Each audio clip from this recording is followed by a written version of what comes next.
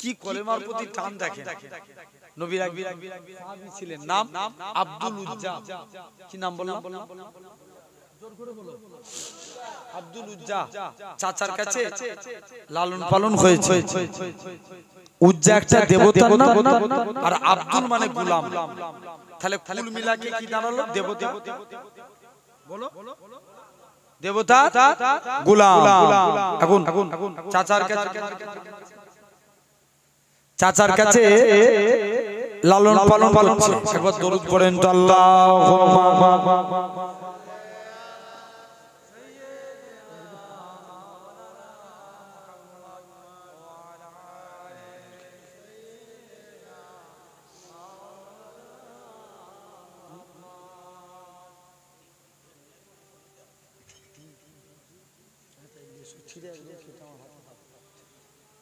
ঘুম লাগছে। একবার দরুদ শরীফ আল্লাহুম্মা।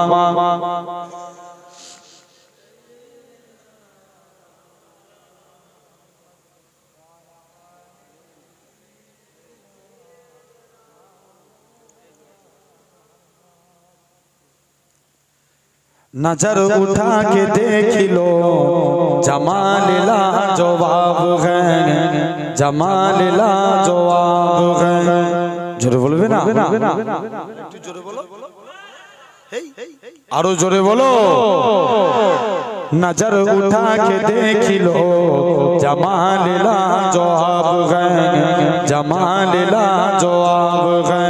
नजर उठा के देख लो जमाल लाजवाब है कि मदीनतुल रसूल का, मदीनतुल रसूल का ख्याल लाजवाब है।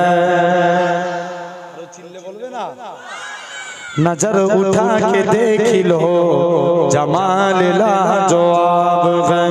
सवाल एक बदरिया हिलाल लाजवाब है।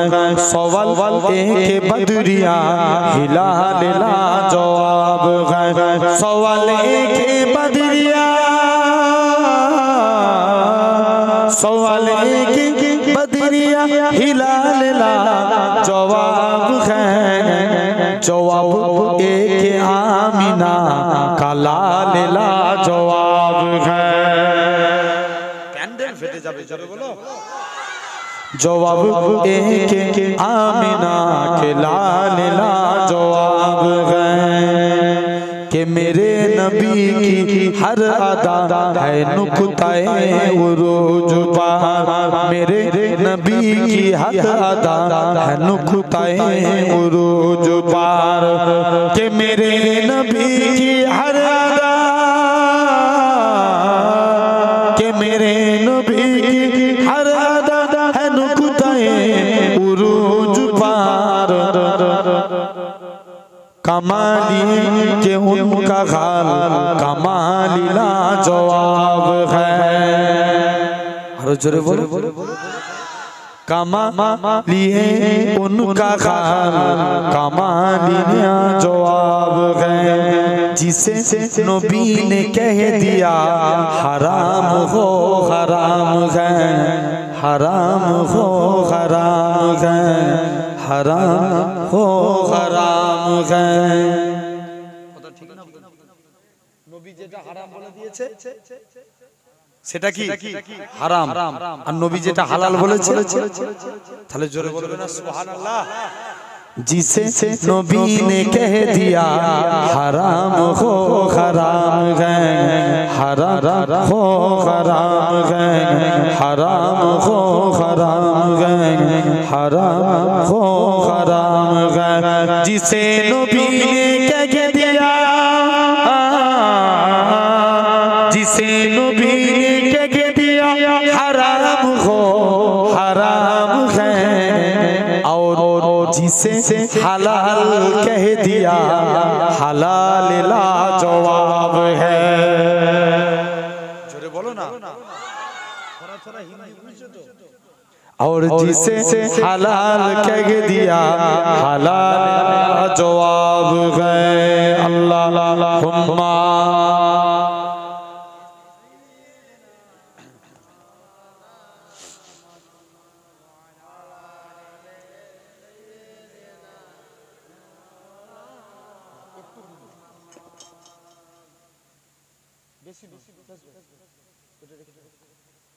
একবার দরুদ শরীফ আল্লাহুম্মা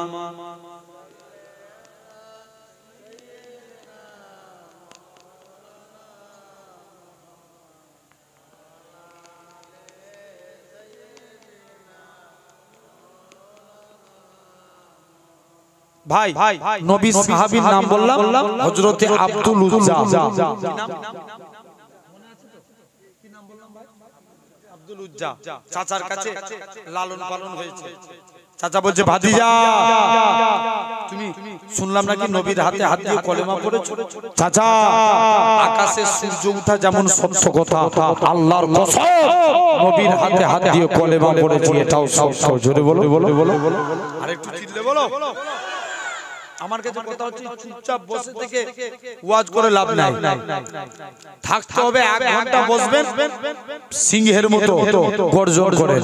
এটার নাম জেনে রেখে দেন মুসলমান। খবর দিয়ে দেখো আমাদের পূর্বপুরুষরা মাত্র 313 জন ছিল, তাকবীর দিয়ে 1000 কে পিটিয়ে দিয়েছে। জোরে বলে তাহলে তোমরা কেন পিছনে? কি গো গাজীপুরের মানুষ, গাজীপাড়ার মানুষ বলো রাজি তো? একবার আমি তাকবীর মারছি দেখি তো নারে তাকবীর আওয়াজ। তোমরা চুপ করো তো একবার দেখি মিডিলে ভাই জানতে একবার নারে তাকবীর। এই এত লোক মিলে এই আওয়াজ, গলা ছেড়ে আওয়াজ দেয়। ডেকে রাখলে মামলা দিয়ে কি করে বুঝবে তুমি? খুলো আল্লাহর ধ্বনি তাকবীর আওয়াজ দাও, নারে তাকবীর। আলহামদুলিল্লাহ। এখন শুনছো তো? এর মধ্যে দেখো অনেকে চালাক আছে না, এরপরেও চুপ করে আছে। জেনে রেখে দাও আলহামদুলিল্লাহ। যাক আমার এদিকে কথা নয়। এখন সাহাবী ইসলাম গ্রহণ করেছে। চাচা বলছে তুই যে পরনায় কাপড়টা পরে আছিস এটাও আমার টাকা। চাচা কাপড়ের গরম দেখাচ্ছেন, নিয়ে নেন আপনার কাপড়। বাবা তুমি যে লজ্জাস্থান ঢেকে আছো লুঙ্গি, এটাও তো আমার টাকা। চাচা এই কাজ করবেন না, পরে ডবল দিয়ে দিয়ে জোর করে লুঙ্গিটা খুলে মুসলমান করে ছেলে মেয়েরা বাবা তরুণেরা হযরতে এরা খুব পাবে আল্লাহ নবী নাম রাখলেন আব্দুল্লাহ জুল বাজাদাই। হযরতে আব্দুল্লাহ জুল বাজাদাই পুরো যুবক ছেলে উলঙ্গ অবস্থায় দাঁড়িয়ে আছে।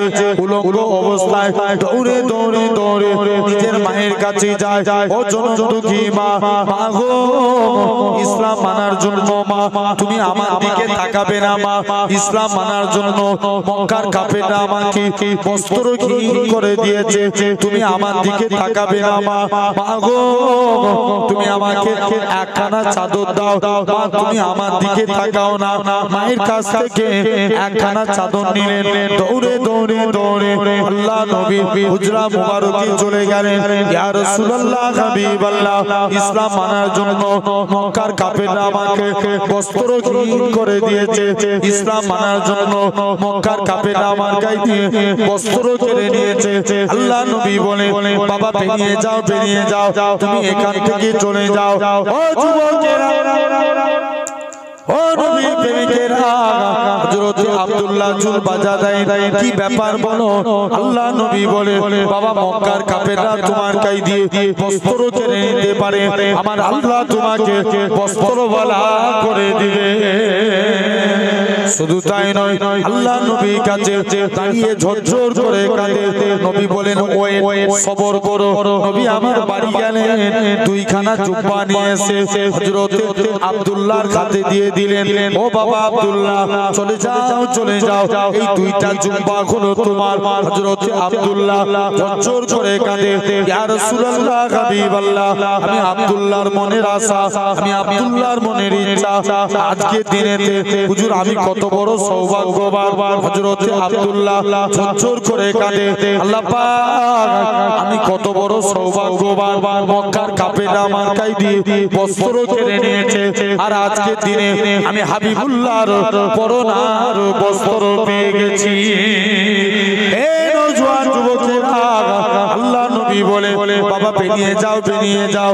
নবী আমার চলে যেতে বলে না ইয়া রাসূলুল্লাহ ইয়া রাসূলুল্লাহ হাবিবাল্লাহ হুজুর আমি যুদ্ধের ময়দানে যেতে চাই। আল্লাহ নবী বলে বাবা মন খারাপ করুনি, তুমি এখান থেকে চলে যাও। নবী আমার দোয়া করে আল্লাহ পাক আমার আব্দুল্লাহ রক্ত কাফেরদের জন্য আমি নবী হারাম করে দিলাম। নবী আমার আব্দুল্লাহ রক্ত কাফেরদের জন্য হারাম করে দিল। আল্লাহ নবী বলে ও আমার সাহাবীরা চলে যাও চলে যাও, আমার আব্দুল্লাহর মনে দুঃখ দিওনি, আমার আব্দুল্লাহর মনে কষ্ট দিওনি। কেন না কোন আব্দুল্লাহর কথা বলি যিনি জোরে জোরে কোরআন পড়তেন। আল্লাহ নবী সাহাবীরা আল্লাহ নবীর কাছে গেলেন, ইয়া রাসূলুল্লাহ হাবিবাল্লাহ আব্দুল্লাহকে কোরআন পড়া থেকে মানা করে দেন, কেন না আব্দুল্লাহ জোরে জোরে কোরআন পড়ে। আল্লাহ নবী বলে ও আমার সাহাবীরা আমার আব্দুল্লাহর মনে কষ্ট দিওনি, আমার আব্দুল্লাহর মনে দুঃখ দিওনি। কেন না আমার আব্দুল্লাহ দুনিয়া বেঁচে ইসলাম কবুল করেছে। কোন আব্দুল্লাহর কথা বলি 3 দিন পরে নবীর দরবারে খবর আসলো আল্লাহ নবী সাহাবী আব্দুল্লাহ জুল বাজাদাই ইন্তেকাল হয়ে গেছে। নবী আমার আব্দুল্লাহর কবরের দিকে চলে গেলেন।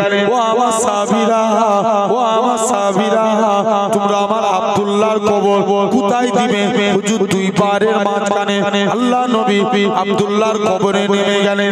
আমার ডান দিকে আমার বন্ধু আবু বকর নেমে যাও, বাম দিকে আমার বন্ধু ওমর নেমে যাও, মাঝখানে নবী দাঁড়িয়ে আছে। উপর থেকে একজন সাহাবী বলে ওরে আব্দুল্লাহ তুমি কত বড় সৌভাগ্যবান, কেন না তোমার কবরে দিন দুনিয়া বাদশা হাবিবুল্লাহ দাঁড়িয়ে আছে।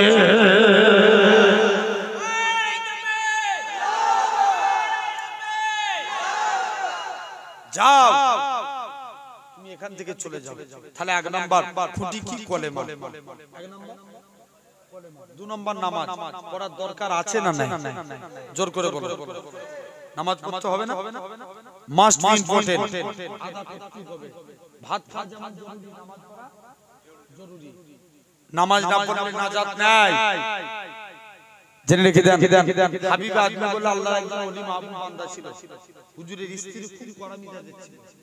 স্ত্রী বলে আগো স্বামী তুমি কোন মালিক কোন মালিকের কাজ করো?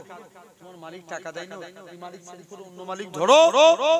হাবিব আদমি বলে স্ত্রী সবর কর, আমার মালিক দিবে না ছপ্পর ফার কে দিবে। জোরে বলো বলো বলো বলো। যে রোজই তো বলছো তোমার মালিক দিবে দিবে দিবেটা কবে? টাকা না নিয়ে ঘর ঢুকলে ঘরে ঢুকতে দেবে। কে বলছে?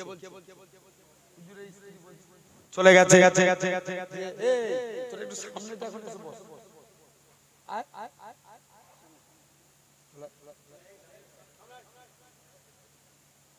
এই ঘাড় ঘুরে ঘুরে দেখার অসুবিধা হয়, আর থাকলে দেখবে ঠিক।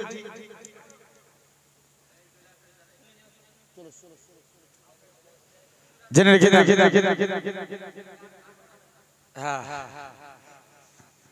জেনে রেখে দেন এরকম ভাবে হাবিব তিনি জঙ্গলে বসে সারা দিন আল্লাহকে সিজদা দিয়ে আল্লাহর কাছে দুটো হাত পেতেছে। আল্লাহ কোনদিন তোমার কাছে কিছু চাইনি, স্ত্রীর মনে আশা কিছু রুজির জিম্মাদার হয়ে যাও। হুজুর হাত পাতলেন, হুজুরের হাতে কোনো টাকা এলো না। মনটা বড় খারাপ। আল্লাহ স্ত্রীর কাছে যে কোন মুখ নিয়ে দাঁড়াবো?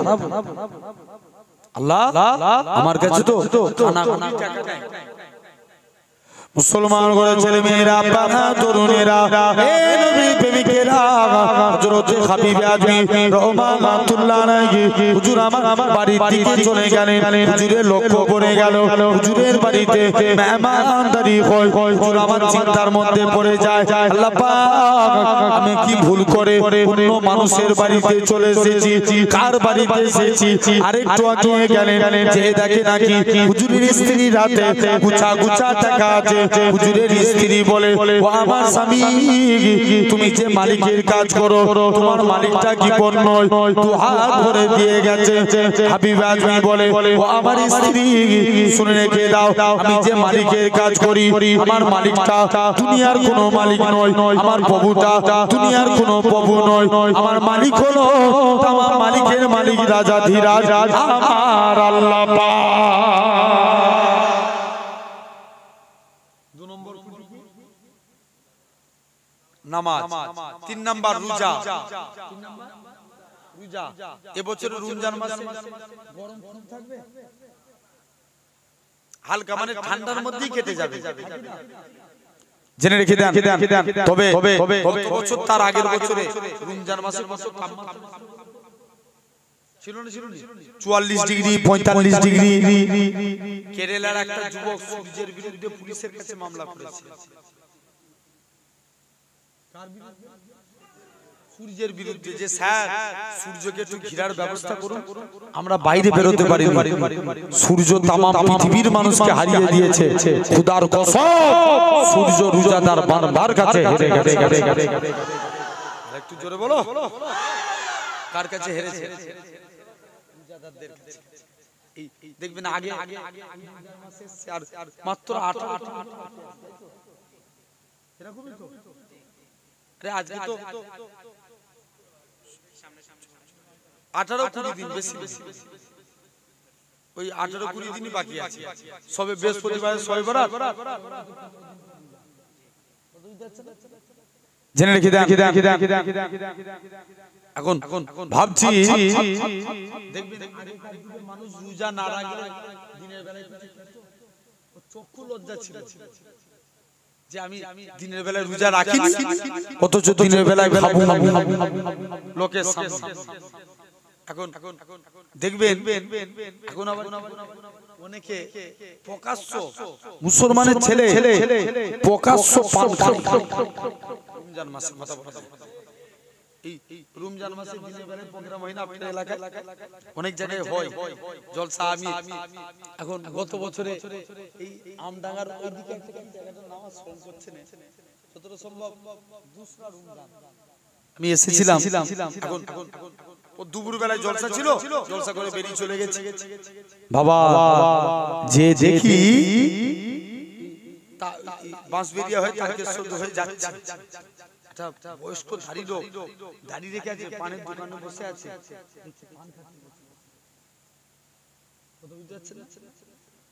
তাহলে রমজানের রোজা রাখবেন বলেন ইনশাআল্লাহ। 4র্থ নম্বর জাকাত।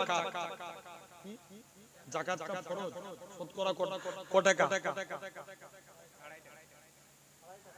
2.5 টাকা, 1 লাখ 2.5 এই জাকাত কাদের উপরে ফরজ আগে এটা বুঝতে হবে। যারা সাহেবের নিসাব, মনে করেন কারুর কাছে সাড়ে, এবার বলবেন ভাইজান তাহলে সাহেবের নিসাবটাকে, যার কাছে 6.5 ভরি সোনা অথবা 52.5 ভরি রূপার সম্পত্তি, বর্তমান 52.5 ভরি 80 থেকে 85 হাজার টাকা। কত বললাম? 80 থেকে 85 হাজার এই টাকার সম্পত্তির মালিক যে, সে সাহেবের নিসাব হয়ে গেল, তার জন্য যাকাত দেওয়া ফরজ। 1 লাখ 10,000 টাকা দিনা, কত টাকার যাকাত হবে? বলো 90,000। জেনে রেখে দাও সোনার ভাইরা, আব্বারা, তরুণেরা, কুরআনে আল্লাহ যত জায়গায় নামাজের কথা বলেছেন, টোটাল কত জায়গায়? 82 জায়গায় আল্লাহ যাকাতেরও কথা বলেছে। জোরে বলো, একটু জোরে বলো। 5 নম্বর যাদের সামর্থ্য আছে, আপনাদেরই এখানে একটা উমরাই, কি নামটা?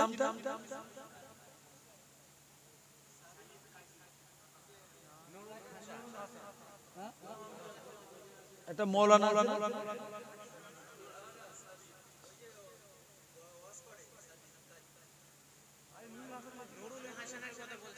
যাই হোক জেনে রাখে। ভাই শুনছেন, উমরায় যাবেন বলেন ইনশাআল্লাহ। জোর করে বলেন, আল্লাহ সামর্থ্য দিলে হজ করেন, যদি টাকা জমে যায় উমরা একবার ঘুরে আসে। আমি বলে যাচ্ছি এতটুকু দায়িত্ব নিয়ে সব জায়গা দুনিয়ার যে প্রান্তই যান, কিন্তু মদিনায় গেলে সমস্ত কিছু ভুলে যাবেন। জোরে বলে হারা গুম্বাদ जो देखोगे तो दुनिया ভুল যাওগে। অনেকে তো মক্কা শরীফে 7 দিন ছিলাম, মদিনাতে 9 দিন ছিলাম, যে দেখি মক্কার তুলনায় মদিনায় ভিড় বেশি, মদিনার তুলনায় মক্কায় ভিড় বেশি। মক্কায়, কারণ মক্কায় অনেক মানুষ যায়, ওয়াহাবি যায়, লামাজাবি যায়, কিন্তু মদিনায় তারাই যায় যারা হাবিবুল্লাহর গোলাম। জোরে বলো। তোমাদের মনে রাগ হচ্ছে মনে হচ্ছে নাকি? জোরে বলো। নবীর গোলাম তারাই মদিনায় যায়, সবাই মদিনায় যায় না। অনেকে আবার মশলা মারে, উমরা করতেছি, উমরা করব, বাড়ি চলে যাব। কেন মদিনায় যাব? মুসলমান ঘরের ছেলে মেয়েরা, বাবা তরুণেরা, এই সোনাডাঙ্গার মানুষেরা শুনে কে দেন, আমরা যারা এমিরেট ফ্লাইটে যাব কলকাতা থেকে দুবাই, দুবাই থেকে জিদ্দা, আমাদের মিকাত হলো ইয়ালামলাম্পার, কিন্তু এয়ারপোর্টের ভিতরে, প্লেনের ভিতরে অনেকে ইহরাম পড়তে পারে না। বান্দাখানা এয়ারপোর্টের ভিতরে ইহরাম পরে 2 রাকাত নামাজ পড়ে জমজমে এরকম ভাবে আস্তে আস্তে করে তালবিয়া পড়তে পড়তে আল্লাহর কাবার দিকে চলে যায়। লাব্বাইক আল্লাহুম্মা লাব্বাইক, লাব্বাইক লা শারীকা লাক লাব্বাইক, ইন্নাল হামদা ওয়ান নি'মাতা লাকাল মুলক লা শারীকা লাক লাব্বাইক। এরকম ভাবে তালবিয়া পড়তে পড়তে আল্লাহর কাবার দিকে চলে যায়। আরে আমার জানের কাবা, আরে আমার মনের কাবা। আল্লাহ পাক যতই পাষাণ দিলের মানুষ হও না কেন, আল্লাহর কাবাকে দেখলে তোমার অন্তর কেঁদে যাবে। কাবাকে দেখতে পেয়ে বান্দা খানা জোর করে কাঁদবে। আল্লাহ পাক আমার জীবনের স্বপ্ন আল্লাহর কাবার সামনে দাঁড়িয়ে আছি। এই নওজোয়ান যুবকেরা, আল্লাহ নবী জানিয়েছেন যারা কাবাকে দেখলো, কাবাকে প্রথমবার দেখে হাত তুলে যা যা দোয়া চায় আমার আল্লাহ পাক হাজীদের হাতে দোয়া কবুল করে না। শুধু তাই নয়, আল্লাহ নবী জানিয়েছেন কাবাকে দোয়া করে মাকামে ইব্রাহিমকে লক্ষ্য করে 2 রাকাত নামাজ পড়ে জমজমের পানি খায়, সাফা মারওয়া সাই করে। এই নওজোয়ান যুবকেরা, এই সোনাডাঙ্গার মানুষেরা শুনে রেখে দাও, আই থেকে 1500 বছর আগে আম্মাজান হাজেরা দৌড়ানোটাকে আমার আল্লাহ পাক কবুল করে নিয়েছিল। আম্মাজান হাজেরা দৌড়ানোটাকে আমার আল্লাহ কবুল করে নিয়েছিল। এরকম ভাবে সেদিনে আজও উম্মতের জন্য সরই বিধান করে দিয়েছে। যত হাজী যায়, লক্ষ লক্ষ কোটি কোটি হাজী যায়, তাদেরকে সাফা মারওয়া সাই করা লাগে। এক্স্যাক্টলি আম্মাজান হাজেরা যেই জায়গায় জোরে জোরে দৌড়েছিলেন, আজও হাজীদেরকে ওই জায়গায় জোরে জোরে দৌড়াতে হয়। এরকম ভাবে সাফা মারওয়া সাই করে মাথার চুল ফেলে দেয়। অনেকে বলে কেন আমরা মদিনায় যাব, কত বড় কপাল পাতা দেখে। এই কাবা শরীফ হতো না আমার রাসূলুল্লাহ যদি না হতো, ইব্রাহিম নবীও হতো না আমার রাসূলুল্লাহ যদি না হতো, ইসমাইল নবীও হতো না আমার রাসূলুল্লাহ যদি না হতো। যে নবীর খাতিরে আল্লাহ পাক কাবাকে শরীফ করেছে, কেন না নবী আমার মসজিদে কিবলা তাইনে 2 রাকাত নামাজ পড়ে মসজিদুল আকসার দিকে মুখ করে নবী আমার মনে মনে করে আল্লাহ পাক আপনি যদি কাবাকে কিবলা করে দেন, আমি নবী এতেই বড় খুশি। আমার আল্লাহ জানিয়ে দেয়, আমার হাবিব তুমি চাইছো, আমি আল্লাহ দেব না। কেন না শুনে রেখে দেন, তামাম নবীরা একটা কথা বলেছিল। আল্লাহ পাক নবী আদম ডেকে বলে, এ নবী আদম, আমি আল্লাহ তোকে গন্ধমের ফুল খাওয়াবো, তুমি কি এতে রাজি? নবী আদম বলে, আল্লাহ আপনি যাতে রাজি, আমি আদম তাতে রাজি।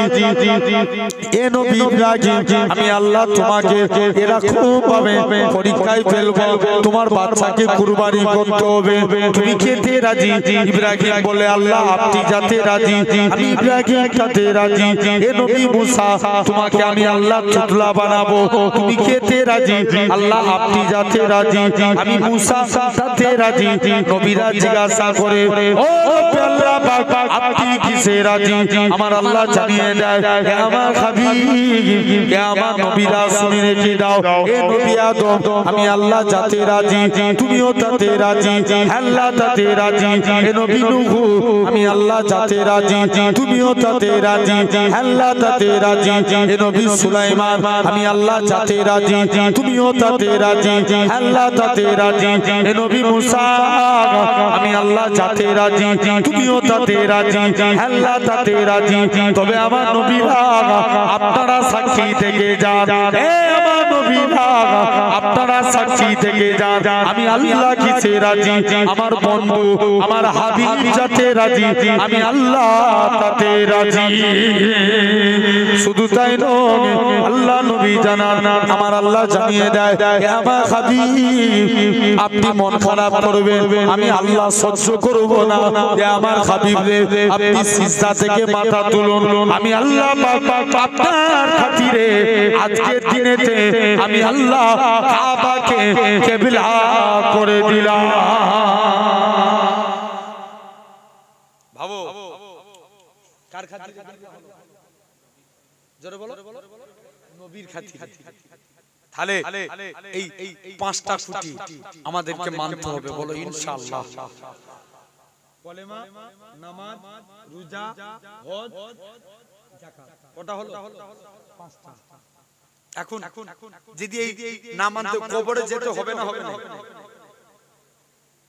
কথা বলো যেতে হবে না আচ্ছা যদি ভাবি ডাক্তার দেখিয়ে বেঁচে যাব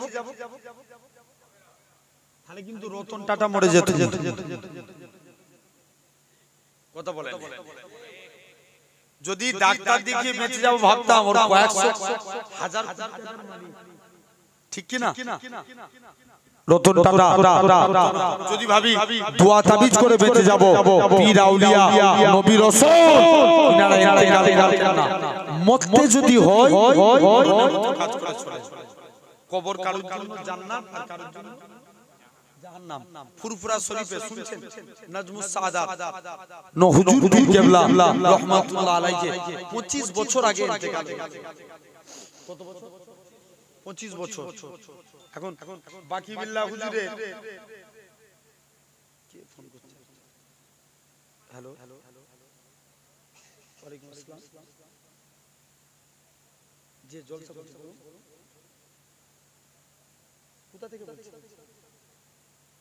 হ্যাঁ বলুন না না আমার যেটা এখন হয়ে এই বছর আর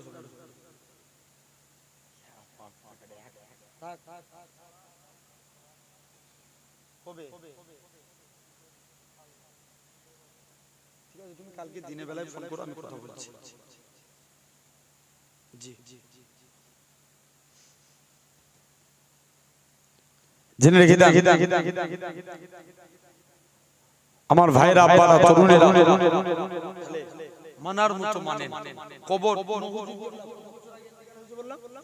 25 বছর আগে বাকি বিল্লাহ হুজুর ইন্তেকাল করলে 25 বছর পরে এখন দাদা হুজুর কেবলা মাজারে জায়গা সর নো হুজুর কেবলার কবরের দিকে একটু চেপে গেছে লাশ বেরিয়ে গেছে কত বছর আগে 25 বছর আগে লাশ বেরিয়ে গেছে আল্লাহু আকবার লাশ তো দূরে কাফন তো দূরের কথা আল্লাহ লাশ তো দূরের কথা কাফনও টাটকা আছে জোরে বলে 1500 বছর আগে আল্লাহ এরকম কিছু আলামত দেখায় যে তারপরে তোরা হেদায়েত হয় এরাও কবরে আপনার 1500 বছর আগে নবীর এক সাহাবী কবরে আপনার কবর খুলতে এই কবরস্থান ঘেরাও করবে এক সাহাবীর লাশ বেরিয়ে গেছে কপালে তীর ঢুকে গেছে কি জোর করে বলো তীর যেই কপাল থেকে তীরটা বার করে দেয় খিচকিরি দিয়ে রক্ত বার করে আবার এমনও ঘটেছে এক বান্দা কবরে মাটি দিতে গেছে তার পকেটে ডকুমেন্টস ছিল সব ডকুমেন্টস কবরে পড়ে গেছে ইমাম সাহেবকে যে বলছি ইমাম সাহেব আমার ডকুমেন্ট মনে হচ্ছে কবরের ভিতরে পড়ে গেছে ইমাম সাহেব বলছে চলো এইমাত্র তো মাটি দিয়ে এলাম কবরটা দেখতে ইমাম সাহেব যেই কবরটা খুলে দেখে ওই মানুষটা কোমর পর্যন্ত শিক ছাদ দিয়ে টানা আছে কোমর পর্যন্ত। তার মানে বুঝে নিতে হবে জবানের গোলমাল। কিসের? জবানের। নবী বলছেন মিন লিসানিহি ওয়া ইয়াদিহি, যে মুখ এবং হাতের দ্বারা মানুষকে কষ্ট দিল না, সে পবিত্র মুসলমান। জোরে বলো। নবীর কাছে একজন সাহাবী গেলেন, তার দুইটা সমস্যা, মদ খেত আর জিনা করত। যে বলছে হুজুর নবী বলছে যা, শুনছো ভাই? নবী বলছে যা, তুই ওয়াদা কর আমি জীবনে মিথ্যা কথা বলবো না। একদিন বাড়ি চলে এসেছে, মদ খেয়ে একদিন নবীর দরবারে গেছে। নবী বলছে বাবা তুমি মদ খেয়েছো, ওয়াদা করেছিল কি বলবো না, কথা বলে না। জোরে বলো। মিথ্যা কথা বলবো না।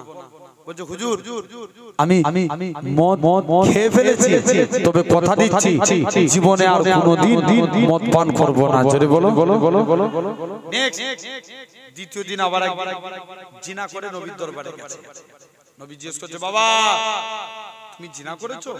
হুজুর জিনা করে ফেলেছি, আর কোনোদিন করব না। জোরে বলো না, আর একটু জোরে করে বলা গেল না। যাও মন দিয়ে শুনো ভাই, এরকম তোমাকে আমাকে লক্ষ্য করতে হবে। আল্লাহ কবুল করে নেন সোনার ভাইরা, আব্বারা, তরুণেরা। তাহলে আজ এই সুন্দর জায়গায় আপনি আমি বসেছি, আল্লাহ আমাদের সবাইকে কবুল করে নেন। বলেন আল্লাহুম্মা আমিন।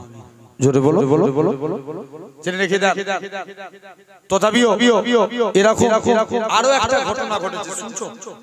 পাকিস্তানে মহিলা কবরে মাটি দিতে গেছে, একটা পথিক রাস্তা দিয়ে হেঁটে হেঁটে যাচ্ছে, কবরস্থান থেকে আওয়াজ ভেসে আসছে বাঁচাও বাঁচাও। পথিকটা তাড়াতাড়ি করে ইমাম সাহেবের কাছে গেছে। ইমাম সাহেব, একটা কবরের ভিতর থেকে আওয়াজ শুনতে পেলাম। ইমাম সাহেব বলছে চলো যে দেখি। ইমাম সাহেব কবরের কাছে গেছে। ইমাম সাহেব আওয়াজ শুনছে, তাড়াতাড়ি করে কবরের মাটিটা সরিয়ে দেখে একটা মহিলা উলঙ্গ অবস্থায় কবরে পড়ে আছে। কি অবস্থা?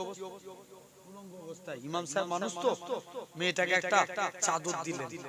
মেয়েটা চাদরটা গায়ে জড়িয়ে মেয়েটা পাকিস্তানে একজনের বাড়িতে যে দরজায় খিল লাগিয়ে দিয়েছে। কি লাগিয়েছে? খিল লাগিয়ে দিয়েছে। বলছে চলো একবার যেয়ে দেখি। যেই খিল লাগিয়ে দিয়েছে, এখন এদিকে পাকিস্তানের মানুষদের যেতে একটু দেরি হয়ে গেছে। এরা বলছে মা তোমার কি হয়েছে একবার বলো, দরওয়াজা একবার খোলো। বলছে না, তোমরা আমার চেহারা দেখলে তোমরা ভয়ে হাত ফেল করে যাবে, আমি দরজা খুলতে পারবো না। মুসলমান করে ছেলে মেয়েরা, বাবা তরুণেরা, পাকিস্তান গুলঘাটে মহিলাখানা অনেক রিকোয়েস্টের পর দরজা খুললেন। সর্বপ্রথম তার মাথাটা খুলে দেখায়, তার মাথা বলে কোনো জিনিস নাই, কেবল মাত্র ফুলিটা দেখা যায়। পাকিস্তানের মানুষেরা বলে আল্লাহ পাকে বান্দি বলো তো দেখি তোমার মাথার এরকম অবস্থা কেন? মহিলাখানা কাঁদে আর বলে পাকিস্তানের মানুষেরা শুনে রেখে দাও, আল্লাহ মেয়েদের জন্য পর্দা করা, চুল খুলে ঢেকে রাখা ফরজ করেছে, কিন্তু আমি চুলে শ্যাম্পু লাগিয়ে এলাকায় ঘুরে বেড়াতাম যাতে করে এলাকার যুবকরা আমার প্রতি ফিদা হয়ে যায়, আমার প্রতি দিবানা হয়ে যায়। এই জন্য আল্লাহ পাক প্রথম প্রকার শাস্তি আমার মাথার মধ্যে দিয়েছে। এভাবে সে তার ঠোঁটখানা খুলে দেখায়, ঠোঁট বলে কোনো জিনিস নাই, কেবল মাত্র মাড়িগুলো দেখা যায়। পাকিস্তানের মানুষেরা বলে আল্লাহ পাকে বান্দি বলো তো দেখি তোমার ঠোঁটের এরকম অবস্থা কেন? মহিলাখানা কাঁদে আর বলে পাকিস্তানের মানুষেরা শুনে রেখে দাও, আল্লাহ মেয়েদের জন্য ঠোঁট মুখ ঢেকে রাখা ফরজ করেছিল। আমি বেপরদাভাবে এরকম ভাবে মুখ খুলে রাখতাম যাতে করে এলাকার যুবকরা আমার চেহারা দেখে আমার প্রতি ফিদা হয়ে যায়। এই জন্য দ্বিতীয় প্রকার শাস্তি ঠোঁটের মধ্যে দেওয়া হয়েছে। 3 নম্বর মহিলাখানা তার চেহারাখানা খানা খুলে দেখায় চেহারা বলে কোনো জিনিস নাই কেবলমাত্র হাড় হাড্ডি গুলো দেখা যায় পাকিস্তানের মানুষেরা বলে আল্লাহ পাকে পাকি বলো তো দেখি তোমার চেহারার অবস্থা এরকম কেন মহিলা খানা কাঁদে আর বলে এই পাকিস্তানের মানুষেরা শুনে রেখে দাও আল্লাহ মেয়েদের জন্য পর্দা করা ফরজ করেছে আমি বেপরদাহীনভাবে রাস্তায় ঘোরাফেরা করতাম যাতে করে এলাকার যুবকরা আমার প্রতি ফিদা হয়ে যায় এই জন্য আল্লাহ পাক তৃতীয় প্রকার শাস্তি চেহারার মধ্যে দিয়েছে এই বলে মেয়েটা আবার অজ্ঞান হয়ে জমিনায় পড়ে গেল পাকিস্তানের মানুষেরা তাকে দাফন করে তাহলে আজ এখানে অনেক মেয়ের বাপ বসে আছেন কথা বলতে মেয়েকে ভালো করে বুঝান যে মা তুই বেপরদাহীনভাবে রাস্তায় বেরোসনি তারপরেও যদি কথা না শুনে পঞ্চি করে চাপ খাবে অনেক বড় ভাই কথা বলেন তোমার গুণের ফিগার দিয়ে যদি অন্য কেউ খারাপ কমেন্ট করে তোমার গায়ে লাগবে না লাগবে জেনে রেখে দাও বোনকে বুঝাও তারপরেও না শুনলে পঞ্চি করে চাপ খাও যে তুই বেপরদাহীনভাবে কেন রাস্তায় বেরোচ্ছিস শুনো আমার ভাইরা মেয়েদেরকে ভালো যুক্তি দেন বলেন ইনশাআল্লাহ এটা হাদিস মনে পড়ে যায় আল্লাহর নবী একটা জামানা ফাতেমা জামানা এক ইহুদির মেয়ে ছিল জোর করে বলো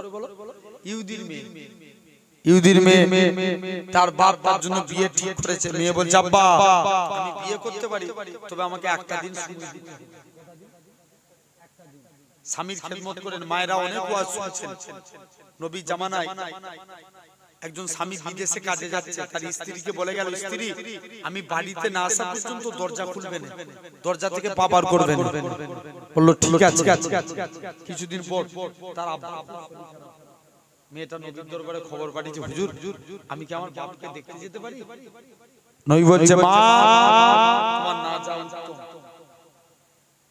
কিছুদিন পর মেয়েটার আব্বা ইন্তেকাল হয়ে গেল মেয়েটা আবার খবর পাঠাচ্ছে হুজুর এবার কি আমি আমার বাপকে দেখতে যেতে পারি নবী বলছে মা তোমার না যাও উত্তম তবে তুমি যদি যাও তোমার ব্যক্তিগত ব্যাপার মেয়েটা সবর করে বাড়িতে রয়ে গেলে কিছুদিন পর মেয়েটা ঘুমিয়ে আছে স্বপ্ন দেখছে তার বাপটা আল্লাহর জান্নাতি হয়ে ঘুরছে একটু জোর করে বলো বাপ বলে মারে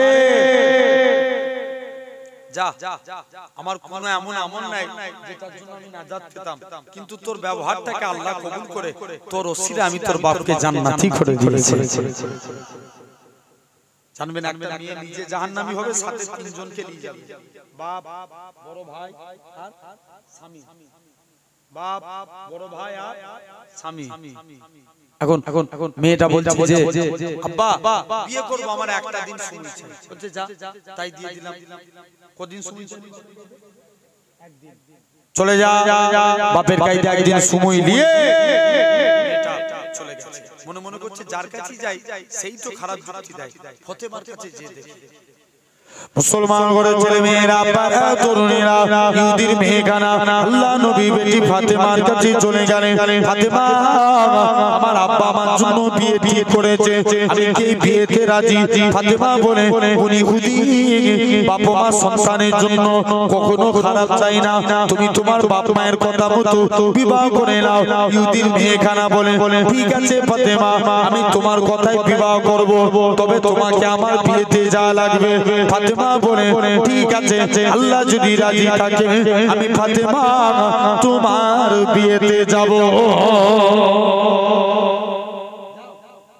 মেয়েটা সময় মিটে গেল বাপকে যে বলছে আব্বা একদিন সময় চেয়েছিলাম মিটে গেছে আপনার পছন্দের ছেলেকে বিয়ে বাপ তো খুশিতে বাগে বাগ তাড়াতাড়ি করে মেয়ের দিন ঠিক করে কুটুম আত্মীয় সব দাওয়াত হয়ে গেল বলছে তুই আমার একমাত্র মেয়ে তোর আমি ধুমধাম করে বিয়ে দেব বলছে ঠিক আছে শুনছো তো বলছে ঠিক আছে যা বাপ চলে গেল এখন মেয়ের বিয়ে দিবে বাপ কি করেছে বলছে মেয়ে বলছে আব্বা আমি আমার অনেক বন্ধু বান্ধবীকে দাওয়াত করেছি তবে নবী কন্যা ফাতেমা আমার বিয়েতে দাও মাথা খারাপ আমাদের বিয়েতে কত নামি দামি ব্যক্তি এসেছে তালি দেয়া জামা পরা ফাতেমাকে দাওয়াত করেছি স্ট্যাটাস নষ্ট হয়ে যাবে না খবরদার দাওয়াত ক্যান্সেল করে দাও মেয়ে বলছে আব্বা ফাতেমা বিয়েতে এলে বিয়ে হবে নচেত হবে না চলে বলে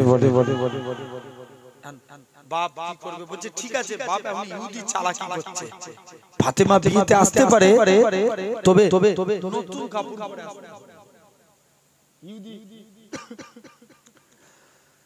মেয়ে ভাবছে ফাতেমা শাড়ি না কিনতে পারলে দরকার হয় একটা শাড়ি কিনে দেব যাই ফাতেমার কাছে যাই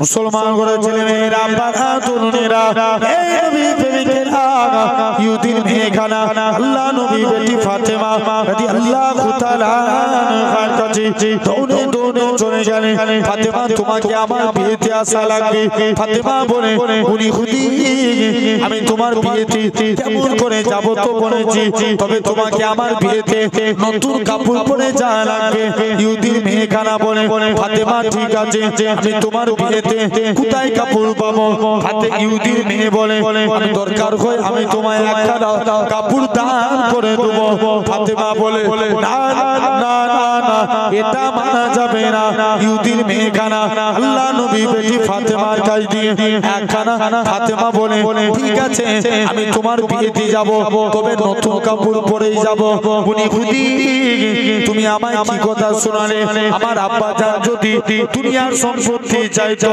আমার আল্লাহ পাক तमाम পৃথিবীর সম্পত্তি আমার আব্বা জানের কদমে রেখে দিতে হে নওজোয়ান যুবকেরা আল্লাহ নবী বেটি ফাতেমা নামাজ পড়ে দোয়া চাইতে দেরি কাপড় আসতে দেরি হলো না ফাতেমা কাপড়টা নিয়ে দৌড়ে আল্লাহ নবীর হুজরা মুবারকের দিকে চলে গেলেন আল্লাহ নবী বলে ফাতেমা চলে যাও তুমি এই কাপড়খানা নিয়ে নাও ফাতেমা কাপড়টাকে নিয়ে আল্লাহ নবীর দরবারে দাঁড়িয়ে আছে জিবরাইল আমিন বলে ইয়া রাসূলুল্লাহ হাবিবাল্লাহ ফাতেমার ব্যবহারে আল্লাহ খুশি হয়ে গিয়ে জান্নাতুল ফেরদাউস থেকে ফাতেমার জন্য শাড়িখানা পাঠিয়েছে আল্লাহ নবী বলে ফাতেমা চলে গেলে ইহুদি বিয়ে বাড়িতে ফাতেমা শাড়ি দিয়ে এমন নূর চমকাতে লাগে গোটা ইহুদির বিয়ে বাড়িটা নূর আর নূর আলোয় আলোকিত হয়ে গেল ফাতেমা বলে ঠিক আছে আজকে দিনে চলে যাও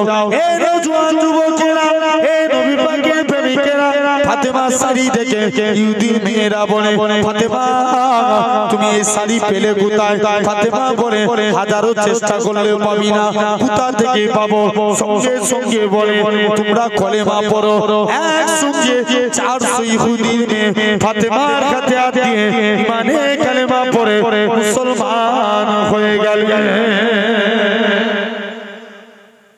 তাহলে ভাবো এই সেই কবরে আপনাকে আমাকেও যেতে হবে কবরে আল্লাহ কবরটা কারোর জন্য জান্নাত আর কবর কারোর জন্য জাহান্নাম আল্লাহ কবুল করে না অলরেডি 2 ঘন্টা হতে যাচ্ছে আলোচনা হ্যাঁ ডেটটা বাইতে যাচ্ছে তো কথা বলে না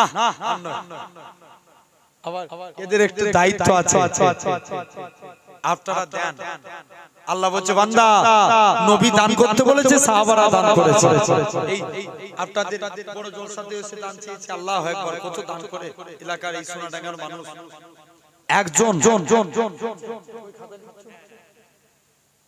আল্লাহ বলছে বান্দা তোরা জান এবং মালের বিনিময়ে জান্নাত দে আমরা